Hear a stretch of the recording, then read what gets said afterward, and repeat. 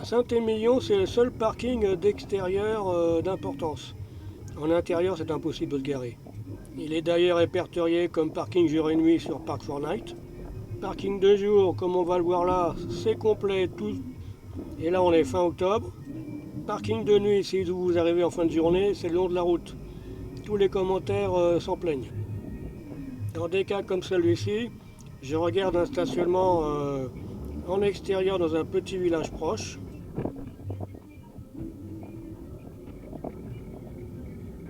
Ce qui va être le cas à Saint-Christophe-des-Bardes, à 4 km. Également un lieu répertorié sur Park4Night.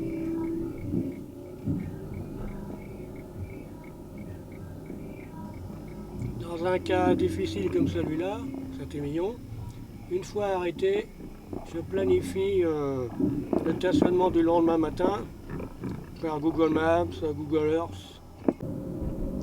8 h du matin, j'ai donc repéré la veille un petit parking au sud de la ville.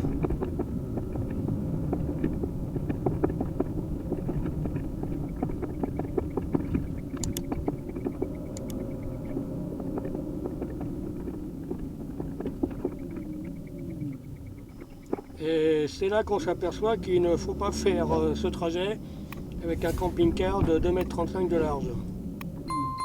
Mais la situation n'est pas désespérée pour le propriétaire de ces véhicules.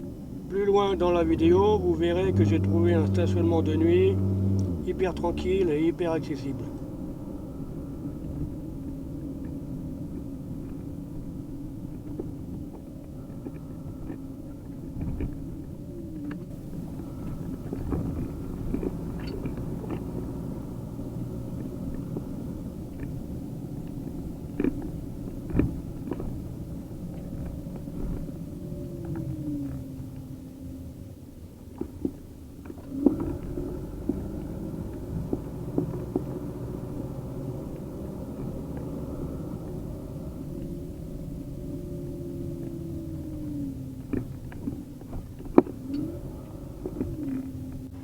On peut aussi directement arriver là par la route de Libourne à Castillon.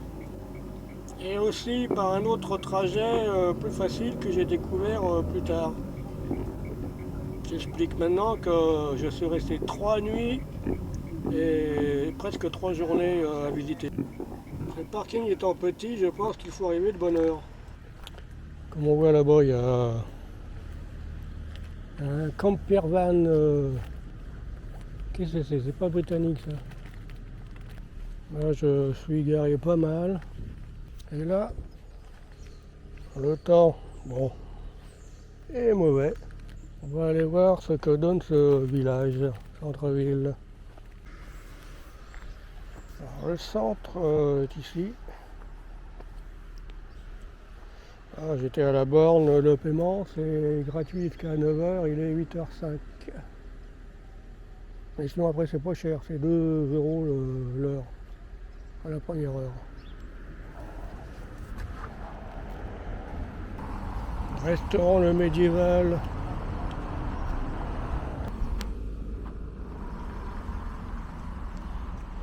Une plaque à l'ancienne. Menu 29, 32 €. Bon. Hors de prix. Une ruelle. Petite tour là-bas. Magasin de truffes.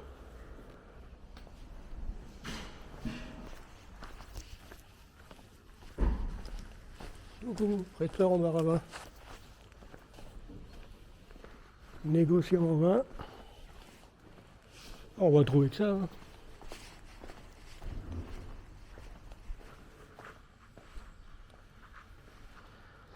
Restaurant dans un beau bâtiment.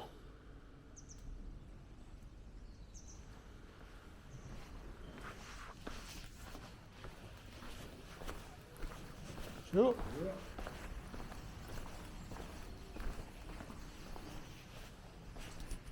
Ah, les caves et Baravin. Oh, c'est dingue.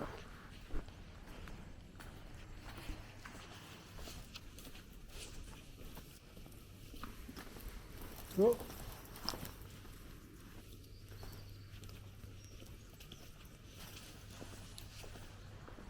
Il y a déjà plusieurs restaurants, mais il n'y a quasiment pas de place de parking, quoi. On va laisser se faufiler dans ces rues, qui sont déjà occupées par les riverains.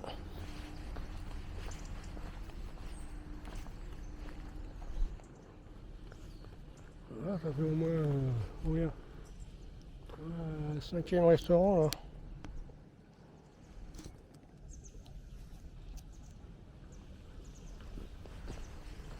Bon, ici c'est payant les places.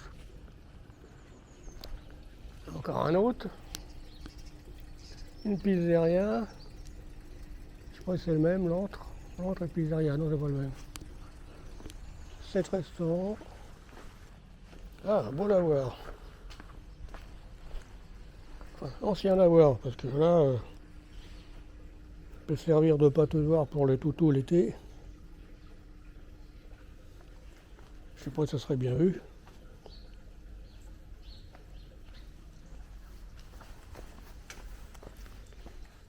Encore une boutique d'un négociant en vin.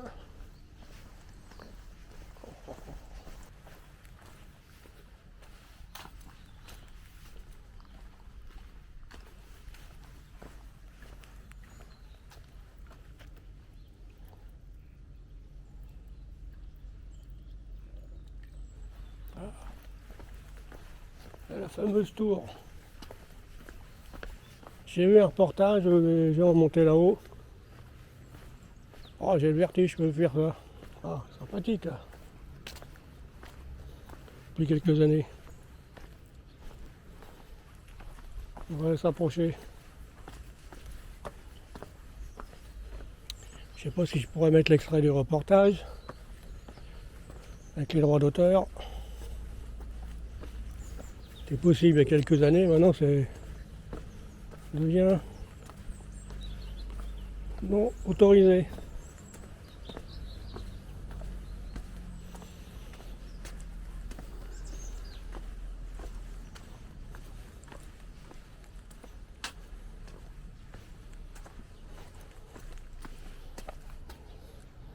Ah, c'est pas top ça, il pourrait mettre un petit peu de gravier là. Ah, une belle petite vue sur le village. On va monter là.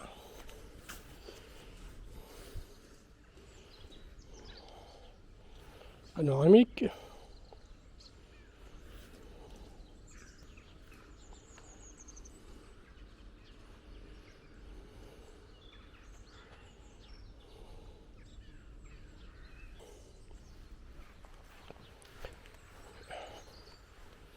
Bon, il n'y a pas d'entrée là.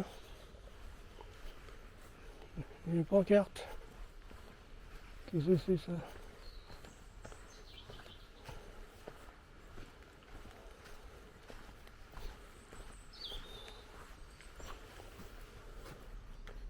Oh. Il n'y avait pas de serrure. Alors c'est peut-être là la visite. Voilà. Entrée. 2 € par personne, ouais, c'est vrai, c'est très abordable ça. 14-17 heures, week-end et jours fériés. C'est là il y a plus de monde. Et en semaine, on est mardi, hein, au passage. Voilà, troglodyte. Habitation dans la Grande Falaise.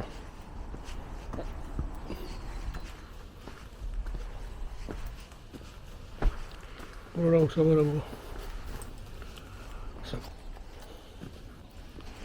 Une vigne.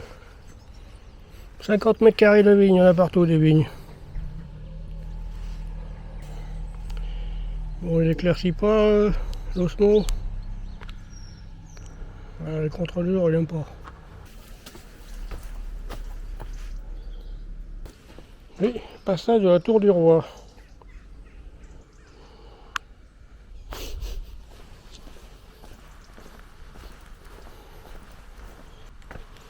Là, on a encore une plus belle vue. Oh, ça va à peu près la même. Hein. On appelle ça les terrasses de la Tour du Roi. Ouais, oui. Tout à fait logique. daterait du XIIIe siècle. Tiens, QR code. Je sais pas si ça donnera grand chose. 25.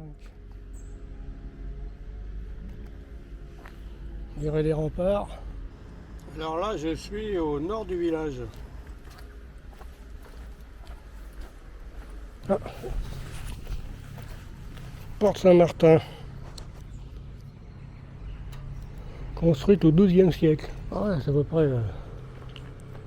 Ça confirme l'ancienneté du village. Hein.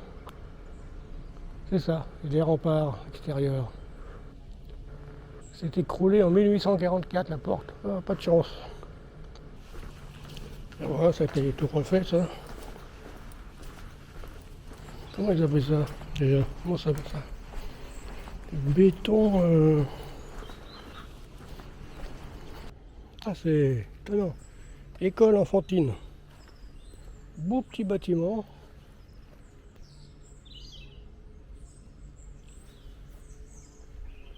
L'appellation est peu commune.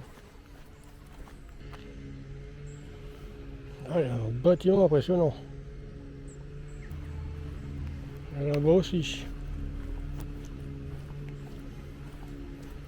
Maison du vin. Sculpture d'ours polaire en contrebas. Ouais, pourquoi pas. Ouais. Bon, il y a un emploi camion avec un souffleur dans le fond. On va pas y aller là-bas. Trop bruyant.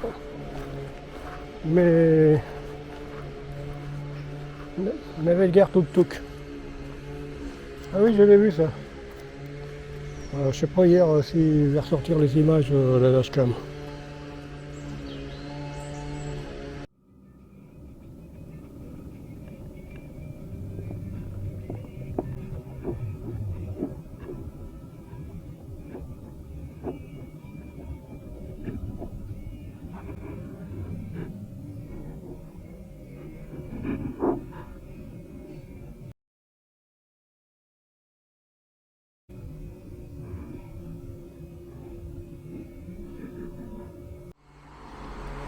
Bon, il y a peut-être moyen de se faufiler ici avec un fourgon discret le soir pour stationner. Hein. Pour faire une recherche sur la route d'accès.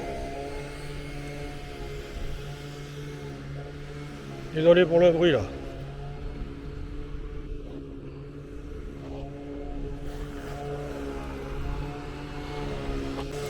Ah ben, l'église est grande ouverte.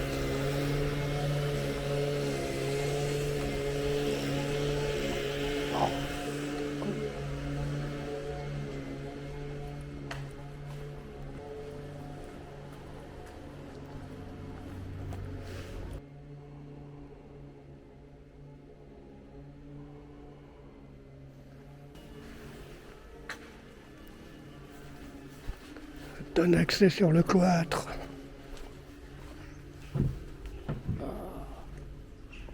C'est toujours magnifique les cloîtres.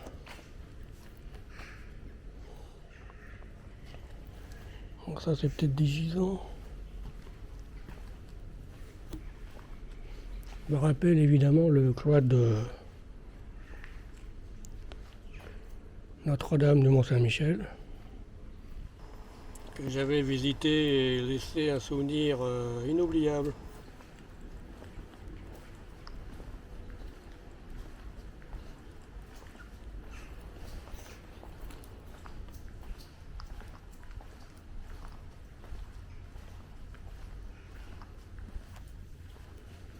Voilà.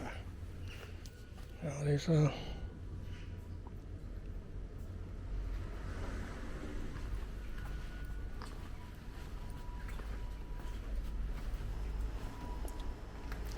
Je dirais un assemblement de deux églises à deux constructions différentes.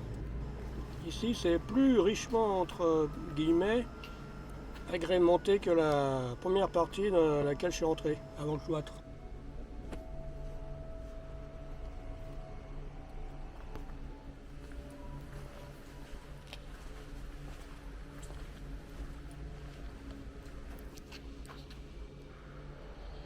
C'est une très grande église, la porte d'entrée.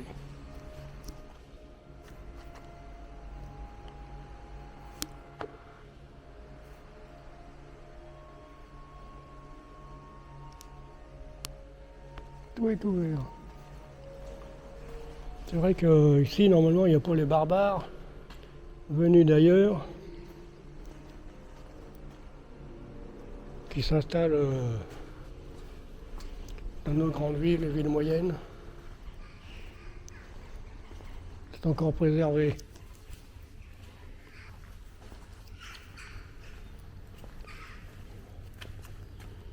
Bon, c'est un grand travail. Non.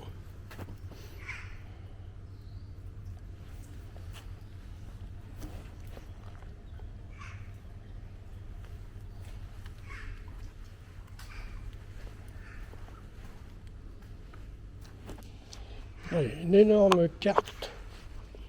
Et ça, juridiction de Saint-Émilion. Tout le secteur de vin d'appellation contrôlée.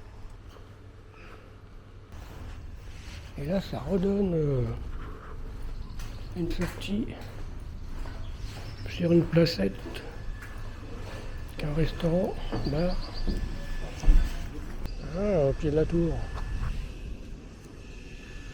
Restaurant.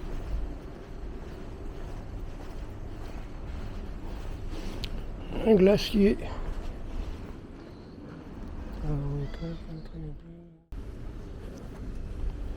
Un chemin empierré qui descend. Fabrique de macarons et cannelés.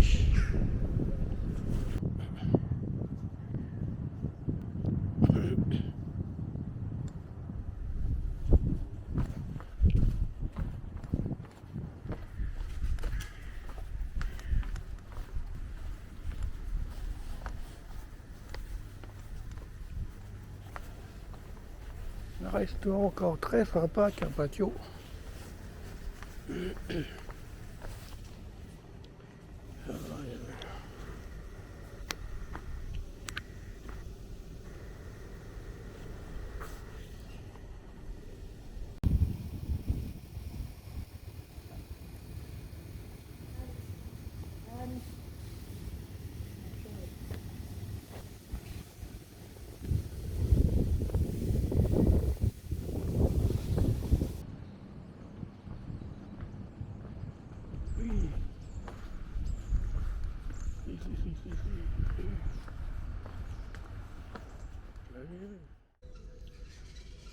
Alors là, une place comme ça pour un restaurant, avec des arbres en centre, avec au fond sculpté dans la falaise.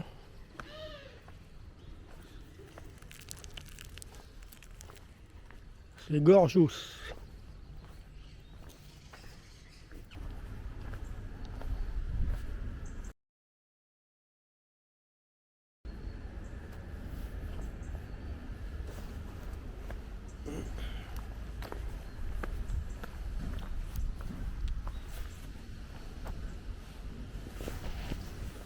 Ça ouvre à 10 heures.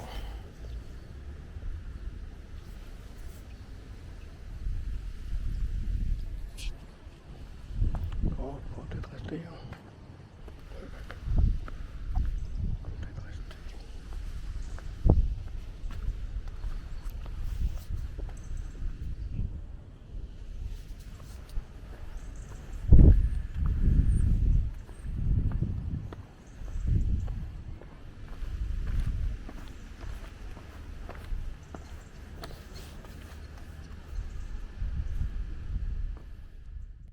Ah, regarde ça.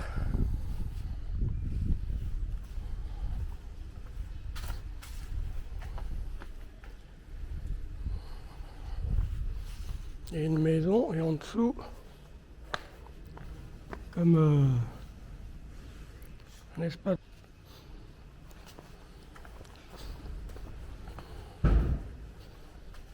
Oh, dis donc. C'est ouf. Et là, une grange.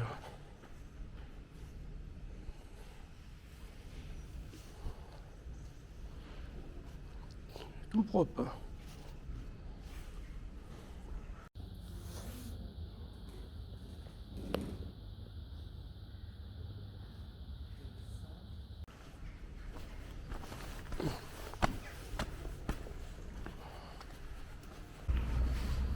Là, on tombe sur une rue pavée.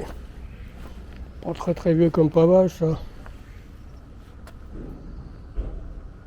Ah, des stationnements. C'est la rue centrale traversante qui monte depuis le sud de village, place Beaucaire, vu au début. Rue Guadet.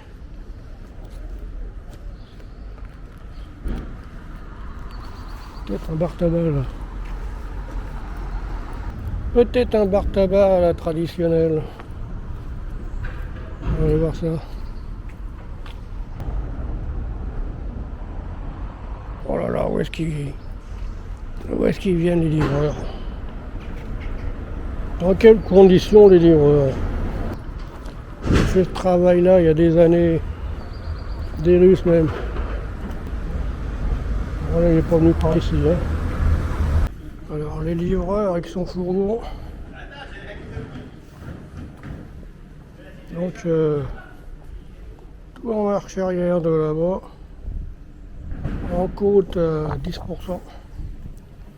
Au moins. C'est ouf. Alors il y a une arche. Une photo. Et voilà. L'envers d'hier.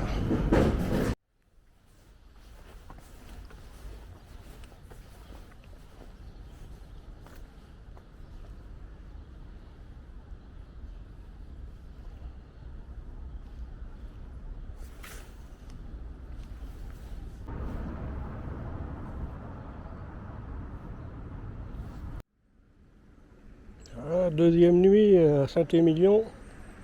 Temps gris. J'ai dormi ici, là. Directement. Périphérie de village.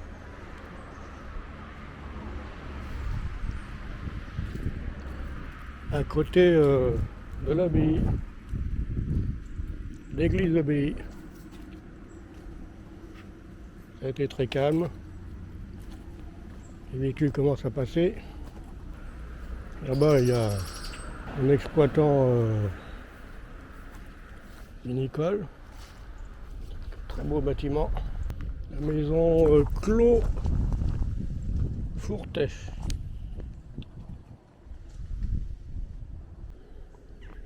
C'est encore tout ouvert. C'est énorme ce bâtiment. Je vais aller boire un café au petit café et faire une petite visite complémentaire en même temps.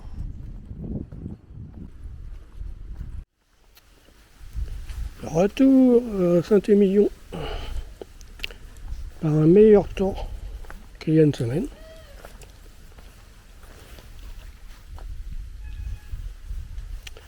J'en arrive à l'instant. 17h45, juste avant la tombée de la nuit.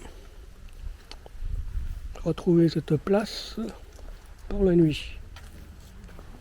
Magnifique. Vous ne pouvez pas deviner cet endroit serait libre. Si on serait venu avant, mais on ne peut jamais savoir. Allez faire quelques images de tombée de la nuit.